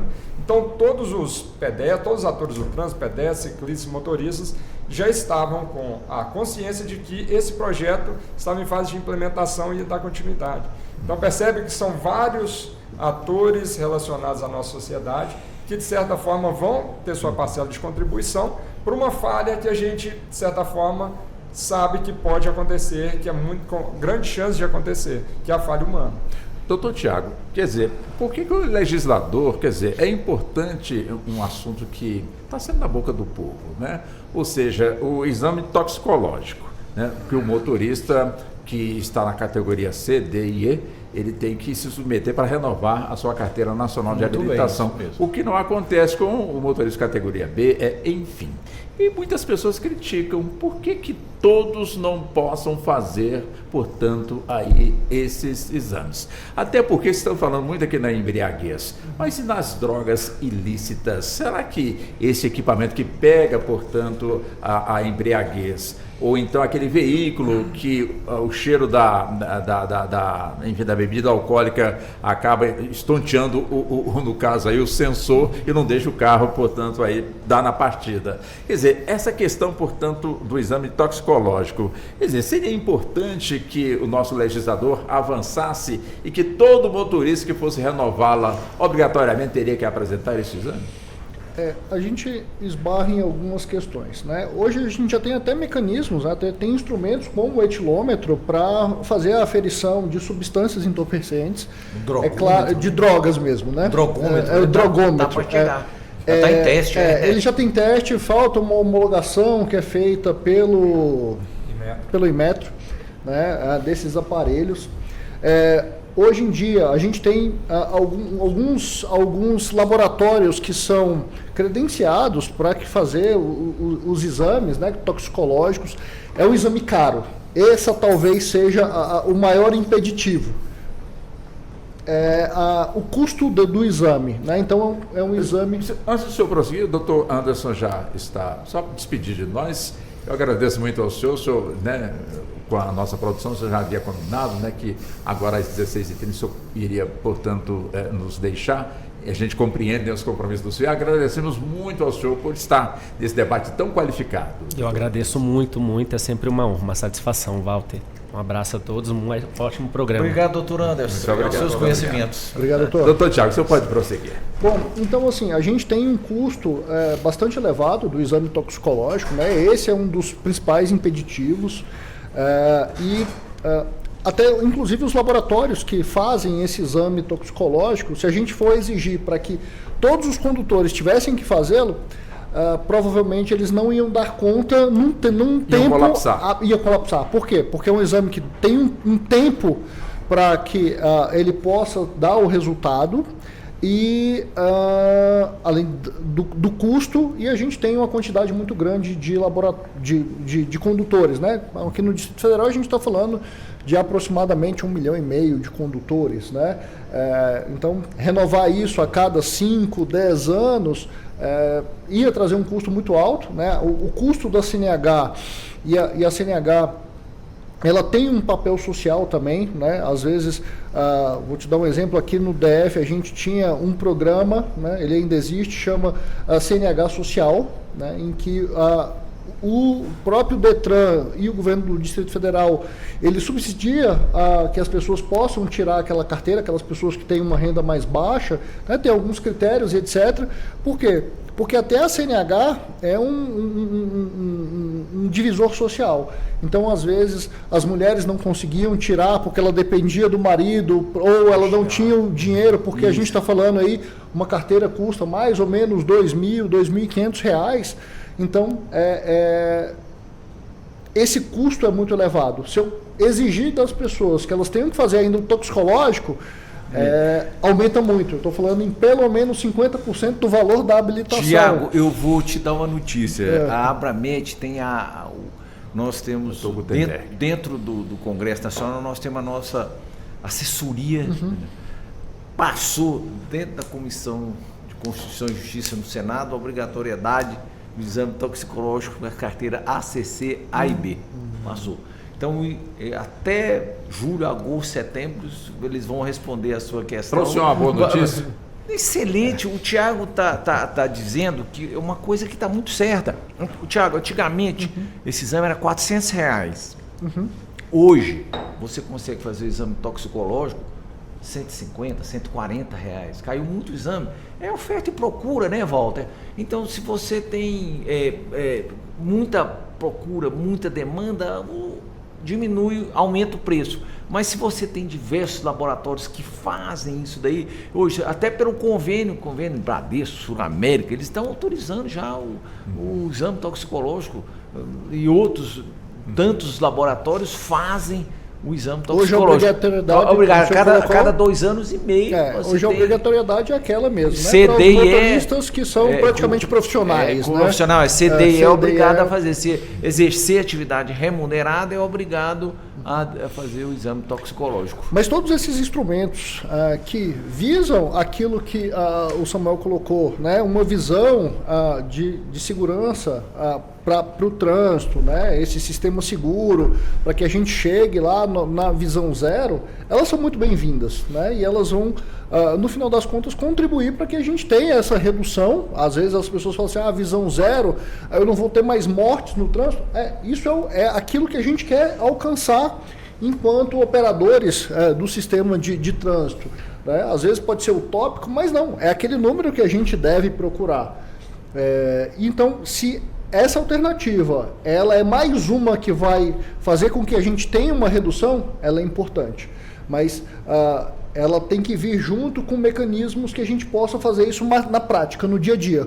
Por que o etilômetro, né, a tolerância zero, ela tem funcionado? Ok, a gente ainda tem problemas na legislação, na punição, mas a gente tem funcionado, reduziu já bastante. Antigamente a gente não media isso, né? Agora a gente consegue mensurar.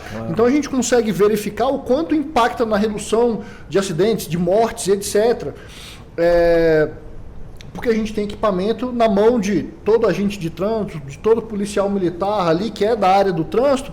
A gente tem um etilômetro, a gente tem um instrumento que é fácil, que é aferido de uma maneira muito simples, então isso acaba inibindo esses comportamentos. E uma outra questão que acredito que funcione bastante, o Detran um tempo atrás, eu não sei se ainda está em vigor, a gente tinha um programa que chamava Detran nas escolas, né? E o Detran nas escolas ele funcionava para quem?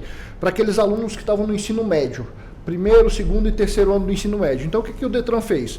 Ele ia com os agentes de trânsito para dentro da escola e eles iam ter aula a gente chamou de cidadania no trânsito, mas para ser mais abrangente. Mas, basicamente, o que ele ia estar tendo ali é a formação para que ele virasse um condutor durante 3 anos. Ao final do terceiro ano, aqueles que cumpriram o programa, eles tinham uma avaliação e eles já saíam com um certificado do Detran para tirar a sua CNH, a sua carteira de motorista, e não precisavam fazer a escolinha mais do Detran. Então, assim, a gente acredita que esse aspecto da educação, ele também é importante. Por quê? Porque ele vai mitigando aquele comportamento de risco ao longo do tempo. Então, não é aquele curso de 1 semana na escola de trânsito do Detran. Ele é ao longo de 3 anos, com uma abordagem um pouco maior, com o agente de trânsito presente na escola, né? O servidor do Detran está lá dentro da escola, então a gente notou que isso era uma iniciativa bastante importante. A Polícia Militar do DF e outras tem um programa que é muito parecido, é o PROERD. Ele é voltado para a redução às drogas. Embora a gente tenha visto que, em alguns casos, essa redução não acontecia, mas aumentava a confiança que a população tinha na polícia. Lá no Detran era a mesma coisa. Ok, a pessoa ela vai ter uma contrapartida que é importante. Olha, eu tenho aqui o meu certificado, agora eu posso tirar minha carteira, eu não preciso cumprir. E ele ainda aumentava a confiança que aqueles jovens tinham nos agentes de trânsito e naquelas pessoas. Então, assim, educação para a cidadania é uma temática que está sempre presente, mas às vezes levar isso para dentro da escola é um tanto quanto difícil, porque o aluno tem que aprender português, matemática, física, química, biologia e ainda as outras coisas. A gente é de uma época, né? O Morgan é mais novinho, mas a gente é de uma época que a gente tinha outras disciplinas, né, na matriz curricular, que davam o SPB, né? Então isso aí revela a nossa idade. Mas a gente tem processos de educação, que a gente falou aqui muito em a gente tem que punir, tem que melhorar a legislação, tem que melhorar aquilo, mas a gente também tem que dar mais... Pegar um gancho nisso daí, no Canadá, as crianças vão para a escola de ônibus. Eu vou levar meu filho, os meninos vão todos de ônibus, recolhem os meninos, a educação lá, eles priorizam absolutamente bastante. Então, uma vez no mês, os meninos são soltos antes, mas muito antes de chegar na escola, para eles aprenderem como é o modus operandi do trânsito. Então não deixa na porta da escola? Não deixam na porta da escola, eles deixam bem antes, para as crianças caminharem e ver como é o modus operandi do trânsito. Entendeu? Então, isso é educação. As crianças no Canadá, nos países envolvidos, você entra no carro, por exemplo, vai a mais de 60, ô pai, você está a mais de 60, ou você bebeu, você não pode dirigir. Ô pai, o cinto, cadê? Hoje no Brasil a gente já vê isso. Eu ando com meu netinho um dia desse, eu estava meio apressado, assim, vovô, você está passando de 60 e não pode, tá vendo que havia 60? Então a educação é muito importante, muito importante. Aí você pega uma criança, por exemplo, de 8, 9, 10 anos, que já tem um discernimento, se o pai beber, ela não entra no carro. Se for educada, não entra. Então isso, eu acho que é por aí o nosso caminho, educação, educação, educação. Como o Thiago falou, sem educação nós não vamos para canto nenhum, e tem que começar do berço, né? E a gente percebe que eu prefiro olhar de uma ótica otimista, né? Então a gente percebe que a nossa cultura vem mudando. Como a gente estava falando aqui fora do ar há pouco tempo, essa geração que veio depois da minha, que já sou novo, né? Então que vem depois da minha, ela já tem essa percepção. Como o Dr. Tiago estava falando, desse programa Detran nas escolas, a CNH Social, eu participei desses programas lá na diretoria de educação do Detran. Estive em sala de aula com alunos do primeiro ao terceiro ano, de escolas públicas aqui no DF. E quando a gente aborda o assunto sobre a CNH, sobre veículos, sobre automóveis, se eles encaram isso da mesma forma que lá atrás a gente encarava, como um sonho, né? Fazer 18 anos é ter o próprio carro, ter a sua liberdade, né? O direito de ir e vir garantido, né? Era assim que a gente pensava. Hoje em dia, já pelo contrário, baixou muito, né? Não é o sonho do jovem, ele não quer fazer 18 anos para obter a CNH. Então a procura pela CNH ela caiu. E outro detalhe que a gente percebe é a mudança no padrão em termos de qualidade de vida desses jovens hoje. Teve até uma pesquisa recente em Belo Horizonte que ela procurou abordar a questão dos bares em Belo Horizonte, das boates, na verdade. Boate entende-se aquele local em que os jovens saíam mais para varar a madrugada. Em que Belo Horizonte era tida como uma das cidades assim, polo com esse tipo de estabelecimento. Mas hoje não existe mais, se tiver um ou outro, porque o público caiu. E o que foi? O que perceberam com essa pesquisa? Que os jovens eles preferem programas durante o dia, eles não querem passar madrugada, à noite em claro, na balada. Olha, claro que ainda tem essa demanda, mas... Os jovens estão quase da minha idade, viu? Os jovens de hoje eles têm 3 demandas: um bom emprego, um bom meio ambiente, uma vida boa. Eles querem 3 coisas. Eles não querem ficar ricos, eles não querem uma coisa exacerbada, eles não querem exibição, logicamente com raras exceções, mas o que eles querem é um bom emprego, um bom meio ambiente, uma vida boa. Viajar mais cedo, né, ter sua independência financeira mais cedo, e o próprio consumo do álcool é refletido nisso. Então diminuiu bastante o consumo do álcool nessa faixa etária. Inclusive, na pesquisa que eu fiz, a faixa etária que mais indicou que bebe e dirige é a faixa etária de 35 a 45 anos. Né, o que, né, uma das hipóteses que eu tinha no meu estudo era o quê? Jovens, né, justamente pelo espírito aventureiro, com acesso à bebida, sem muita responsabilidade, são aqueles que teriam maior tendência a dirigir. Mas a pesquisa mostrou que não. Na faixa etária de 35 a 45 anos, são aqueles que mais insistem em fazer essa prática. Ou seja, a cultura mudou, né? Embora ainda temos, a partir dos 35 anos, que é justamente a geração ali que cresceu vendo o pai dirigindo, a mãe, pegando carona com amigos e tudo, todo mundo bêbado, altas horas da madrugada, mudou. Essa geração já ficou, né? Os jovens de hoje já são um pouco mais conscientes e preferem o aplicativo, preferem a comodidade, preferem não se envolver em riscos dessa magnitude. E o caminhoneiro? Caminhoneiro que o perfil, né, que a gente percebe é uma pessoa, né, que está ali na estrada já, enfim, 40, 50 anos, né, de alguma forma precisa de vez em quando cuidar da saúde. Não estamos aqui generalizando, mas o caminhoneiro em si é um ponto que precisa ter uma maior atenção no campo da medicina? Demais, Walter. Olha, eu falo muito, fazer leis aqui no Brasil é muito fácil. Os senadores, os deputados, eles estão ali nos gabinetes, eles têm ar-condicionado, tem o garçom servindo salada de frutas, né? Seu motorista. O motorista é mais tranquilo. Então, fizeram uma lei agora, há uns tempos atrás, você pode dirigir 4 horas e tem que parar. Agora, 99,6% das estradas que você anda, às vezes você anda 300, 400, 600, 800, não tem um posto de gasolina. Aí se você vai parar no posto de gasolina, tem um grande problema. Qual o problema do posto de gasolina? Só pode dormir e ficar aqui se você for abastecer. Às vezes não está na hora do caminhão abastecer. Então tem muitas dificuldades. E outra coisa, eles se alimentam mal, são grandes obesos.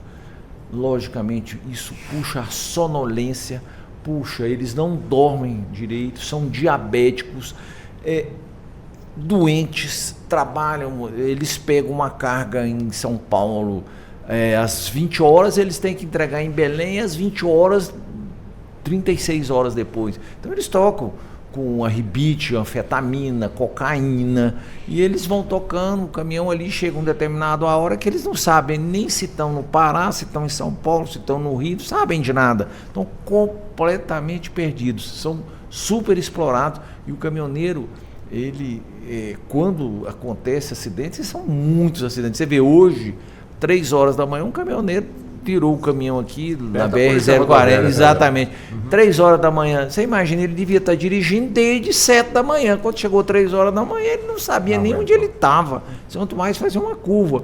Então isso, a lei é muito fácil de ser feito, o cara faz, lei é o negócio mais fácil de se fazer, agora cumprir a lei é outra coisa. E, doutor Geraldo, a maioria são autônomos, né? São aqueles caminhoneiros que eles vivem para pegar um frete. Ele pega um frete aqui, pega outro frete ali, então ele está num lugar, ele carrega o caminhão, entrega no outro lugar e arruma outro frete, que é diferente, às vezes, de quando você tem empresas de transporte. Alimentação ruim, ele chega no posto de gasolina, o que é? Com um pratão de macarrão, pratão de arroz, vai comer carne, tá muito caro, né? Frango, o negócio vai a alimentação básica dele é arroz com macarrão, carne moída e olha lá. Então está sono, o grande obeso, todos diabéticos, é muito complicado. Muito Porque a gente tem o outro lado é que quando você tem, por exemplo, empresas da área de logística mesmo, que ela faz o acompanhamento com aplicativo, com GPS, etc., aí a lógica é diferente. Aí sim, é o motorista que ele vai rodar aquele período,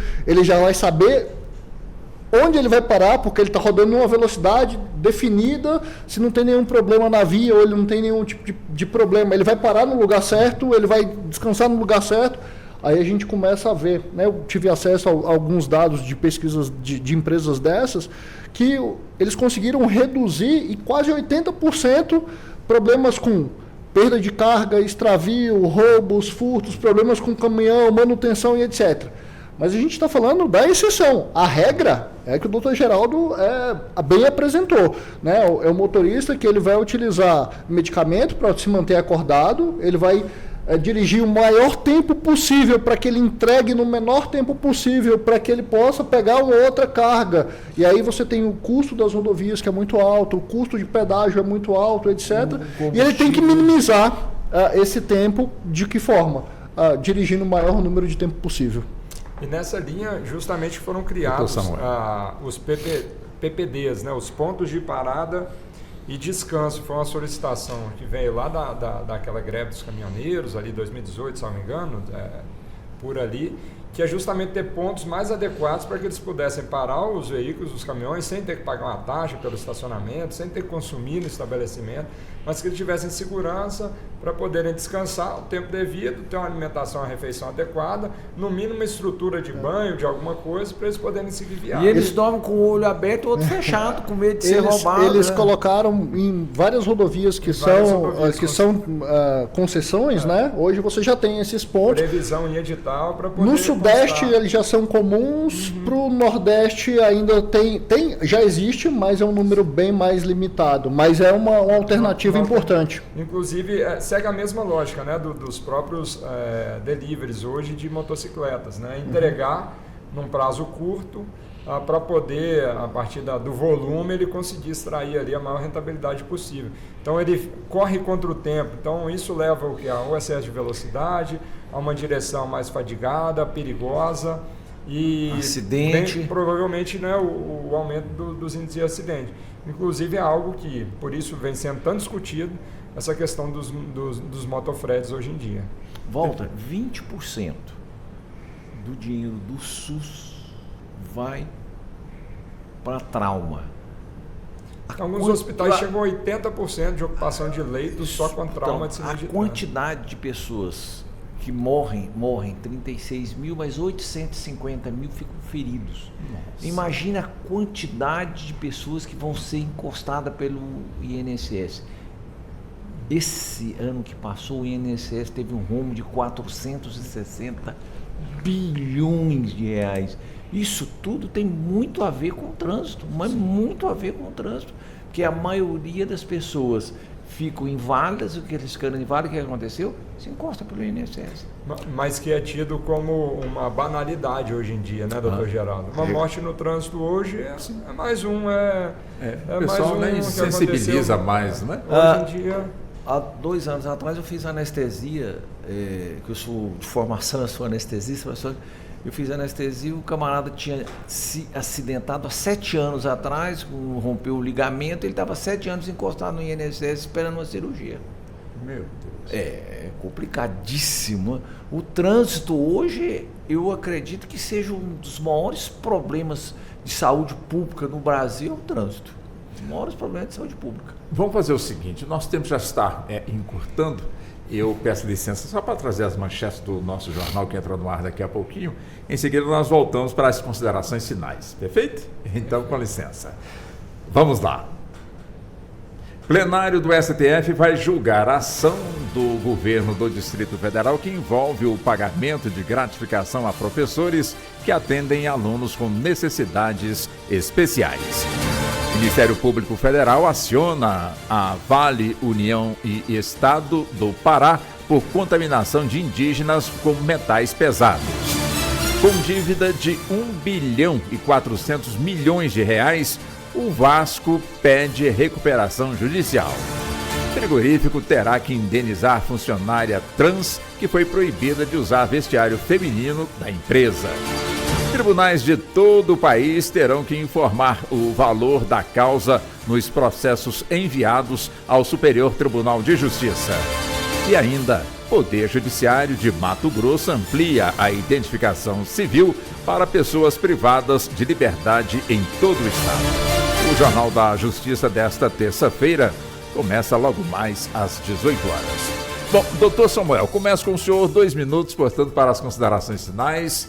Já agradecendo, realmente assunto hoje de altíssima relevância e evidentemente que a qualidade dos debatedores aqui facilitaram muito a compreensão do que nós precisamos enfrentar e acima de tudo do que nós precisamos como motoristas, pedestres, enfim, a sociedade em si, ter a responsabilidade que é só nossa para diminuirmos essa matança, vamos colocar assim, no trânsito brasileiro. Eu quem agradeço o convite, a participação novamente, de estar aqui com pessoas tão distintas e conhecimento tão grande na área, poder a gente conversar um pouco sobre essa questão do trânsito e mais especificamente do álcool e direção. É algo que a gente trabalha, tem na nossa vida como uma cultura, né, aqui no Brasil, aqui na nossa sociedade, que aos poucos vem mudando. Esse é o ponto positivo. As pessoas estão mais conscientes, estão evitando mais, estão adotando a carona da vez ou até deixando de beber em determinado evento social, conseguindo segurar aquela pressão social de não beber, embora a gente ainda percebe que, como a gente percebe no próprio trabalho do Contrandif, né, doutor Tiago, que há muitos recursos, muitas pessoas que ainda se sentem conformadas e de alguma forma buscam nos recursos tentar derrubar aquele auto de infração lavrado porque ela se recusou, porque ela praticou o comportamento de beber e dirigir, quando poderia ter evitado o comportamento, ter tido a consciência prévia de evitar de praticar essa conduta. Mas fico à disposição para novos convites, né, novos debates, e agradeço a oportunidade novamente. Doutor Tiago, também uns 2 minutos, por favor, pelas considerações finais. Walter, agradecer à Rádio STF pelo convite de estar aqui, falando sobre uma temática que é aquela que a gente vivencia no nosso dia a dia, né? Cumprimentar os nossos colegas, o doutor Geraldo, o doutor Samuel, que no dia a dia estão conosco também, no Conselho de Trânsito, contribuindo cada um com a sua expertise, né? E isso é importante para que a gente faça e cumpra aquele que é o papel do Conselho, né? Em alguma medida, o julgamento numa instância superior das infrações, mas em outra medida também lidar com a legislação de trânsito e as políticas de trânsito no âmbito do Distrito Federal, né? A gente costuma dizer, né, o trânsito é aquele espaço que integra toda a sociedade, né? Então a gente tem lá o pedestre, a gente tem o ciclista, o motociclista, o motorista, e aquela máxima, né, que o maior protege o menor, ela é verdadeira, e ela é verdadeira justamente porque ela precisa ser assim, né? Então a gente aproveita o espaço, né, para solicitar realmente que o trânsito seguro ele é benéfico para toda a população, né? Para o motorista, para o motociclista, para o ciclista e para o pedestre. E em algum momento nós vamos estar nesses papéis, né? Então, hoje eu estive no meu papel de pedestre, sou ciclista, motociclista faz tempo que não, né? Mas motorista também. Então, assim, todos nós ocupamos todos esses papéis. Então, a gente tem que cuidar um dos outros quando a gente estiver num papel diferenciado, e com isso a gente consegue evitar aí as mortes e os acidentes no trânsito. Doutor Gutenberg, também, por favor, uns 2 minutos para as considerações. De antemão, eu agradeço o convite da Rádio STF, a sua brilhante condução no nosso debate. Agradeço ao Tiago, agradeço ao Samuel, trabalhando junto lá no Conselho de Trânsito do Distrito Federal. E a minha mensagem que eu deixo, Walter, é de que o álcool, o trânsito, é um problema de saúde pública. E saúde pública grave, porque você ceifa vidas. Pode ser a sua, pode ser a do próximo, você deixa pessoas deficientes. Então, eu chamo a atenção das pessoas, por favor, tomem cuidado na hora de for dirigir, tomem cuidado. O carro é uma arma, o holandês tem verdadeiro horror de carro. Eu tive lá um tempo desse, conversando com pessoas, eles têm horror de carro. Você falar em carro, eles se tremem inteiro, eles não usam carro para nada, eles têm verdadeiro horror, porque o carro mata. O mau condutor mata. E nós, médicos da Abramet, a gente tem batalhado, tem lutado, conversa com as pessoas. Olha, se beber não dirija, se as pessoas estiverem doentes, a gente tira aquela carteira de motorista dele por um tempo, dando a ele inapto temporariamente, vai se cuidar, vai se tratar, porque nós estamos dando a essa pessoa que dirige uma arma, sem dúvida nenhuma.